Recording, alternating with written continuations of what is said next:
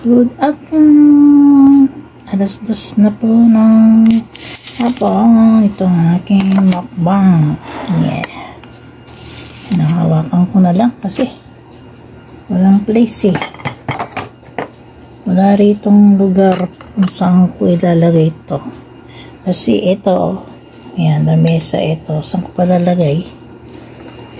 Ay, kainis lang. Kain po tayo. Sausawa ng siomay. Nasaan na ba? Ito, yan. So, kalaki nito. Sausaw na natin dyan. Yan. Ulam sa kanin. Tapos ito, chicken po ito.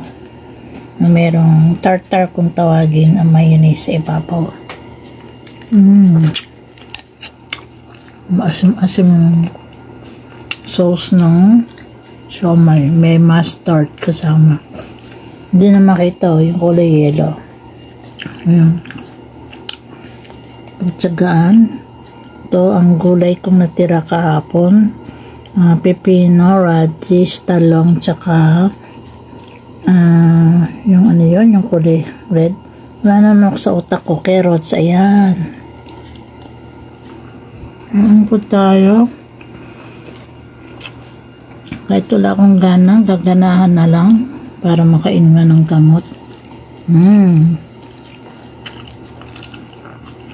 Pag sa Pilipinas to, diba, sa baba ng SM, itong siomay, binibenta nila, mahal-mahal.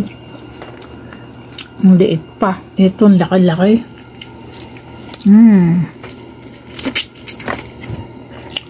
Tapos parang, ako inuulam ko sa kanin eh. Doon, kinakain lang nila ng ano, as is. Ayan. Nilalagyan ng kalamansi toyo ba yun? Ayan. Dito sa Japan, magsasawa ako sa siomay, gyoza. Ayan. Mura lang. Ang laki-laki pa. Kahit sa ang supermarket, may tindan yan. Tsaka, convenience store din meron yan.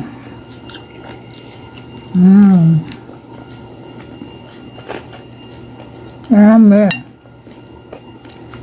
Kailangan ko pilitin ang sarili kong kumain kahit walang gana. Mukbang tayo. Kasi nga, ewan ko, parang nawalan ako ng appetite. Dahil siguro sa may lagnat ako.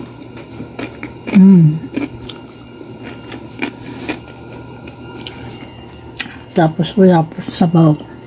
Yung tamad akong gumawa ng sabaw. Hanggang dito na lamang po.